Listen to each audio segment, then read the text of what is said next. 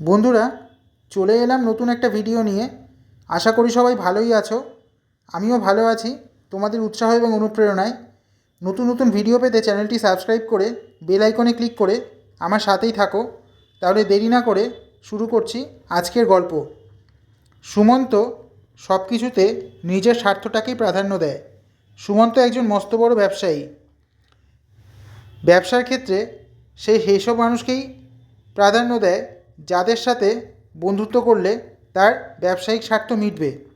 আবার পরিবারের ক্ষেত্রেও সেই সব লোকের সাথেই আত্মীয়তা করে বা বন্ধুত্ব করে যাদের সাথে আত্মীয়তা করলে ওর পারিবারিক স্বার্থ মিটবে।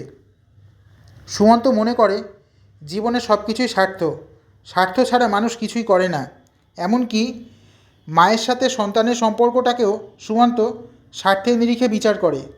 সুমন্ত মনে করে একজন মা নিজের স্বার্থের জন্যেই সন্তানকে গর্ভে ধারণ করে। কারণ মা যদি সন্তানকে গর্ভে ধারণ না করতো তাহলে শ্বশুরবাড়ি থেকে তাকে বাজা বলে বের করে দেওয়া হতো, তার কপালে সংসার জুটতো না।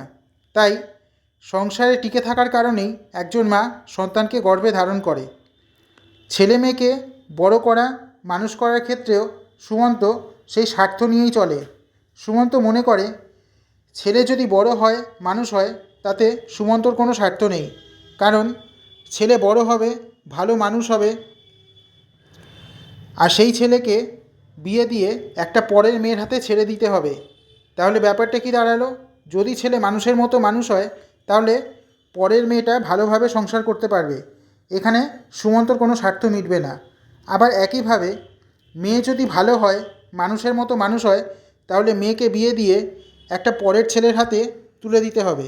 পরের ছেলেটা ভালোভাবে সংসার করবে, পরের সংসারটা ফুলে ফলে ভরে উঠবে।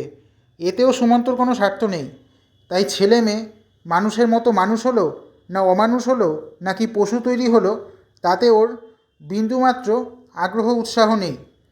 সুমন্ত মনে করে মানুষ যে ভগবানকে দুবেলা জল ফুল দেয়, ধূপ ধুনো দেখায়, নিজের স্বার্থ না মিটলে সেই ভগবানেরও নিন্দামন্দ করতে লোকে ছাড়ে না, বা ভগবানের সম্বন্ধে কটুবাক্য প্রয়োগ করতে, খারাপ কথা বলতেও লোকে ছাড়ে না। সুতরাং সব কিছুই স্বার্থ দিয়ে তৈরি।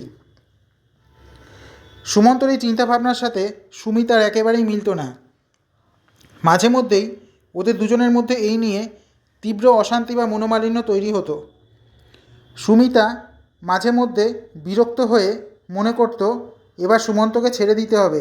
কারণ যে লোকটা আগাগোড়া নিজের স্বার্থ নিয়ে চলে, সেই লোকটা নিজের স্বার্থের জন্যে যে কোনো সময় বিপদে ফেলে দিতে পারে। শুধু বিপদে ফেলে দিতে পারে তাই নয়, হয়তো এমন কোনো একটা ঘটনা ঘটালো যার জন্য সারা জীবন সুমিতাকে খেসারত দিতে হতে পারে। কিন্তু তবু ছেলেমেয়ের মুখের দিকে তাকিয়ে এবং নিজের ভবিষ্যতের কথা চিন্তা করে কিছুতেই যেন সুমন্তকে ছাড়তে পারছে না। ওর মনের মধ্যে সবসময় একটা বিষণ্ণতা কাজ করে। এভাবেই চলে যাচ্ছে বছরের পর বছর। সুমিতা অনেকবার সুমন্তকে বোঝানোর চেষ্টা করেছে যে জীবনে সব কিছু স্বার্থ দিয়ে চলে না। মায়ের সাথে সন্তানের সম্পর্ক কখনোই স্বার্থের নিরিখে বিচার করা যায় না। মায়ের সাথে সন্তানের সম্পর্ক কখনো স্বার্থের বন্ধন হতে পারে না। তার মধ্যে অবশ্যই আন্তরিকতা, মানবিকতার ব্যাপার থাকে, একটা স্নেহ মমতার বন্ধন থাকে। নারীর টান কখনোই স্বার্থের টান হতে পারে না। কিন্তু সুমন্ত কিছুতেই বুঝবে না। আচ্ছা বন্ধুরা, তোমরা কি মনে করো সত্যি কি মানুষের জীবনে সব কিছুই স্বার্থ? স্বার্থ ছাড়া কি জীবনে কিছুই নেই? আন্তরিকতা, মানবিকতা, হিউম্যানিটি, এই শব্দগুলো কি আজকাল অকেজো হয়ে গেছে? তোমাদের সুচিন্তিত মতামত অবশ্যই কমেন্টে জানিও। আর ভিডিওটা যদি ভালো লাগে তাহলে অবশ্যই চ্যানেলটা সাবস্ক্রাইব করে বেল আইকনে ক্লিক করে আমার সাথেই থেকো। একটা লাইক দিও, তোমাদের পরিচিত সকলের সঙ্গে শেয়ার করো। তোমাদের একটা লাইক আমার ভিডিও বানাতে অনেক বেশি উৎসাহিত করে। তোমরা অনেকেই আমার চ্যানেলটা সাবস্ক্রাইব করেছো, যারা সাবস্ক্রাইব করেছো তাদের জানিয়ে অসংখ্য ধন্যবাদ। আর যারা এখনও সাবস্ক্রাইব করোনি তাদের বলবো সাবস্ক্রাইব করে নিও।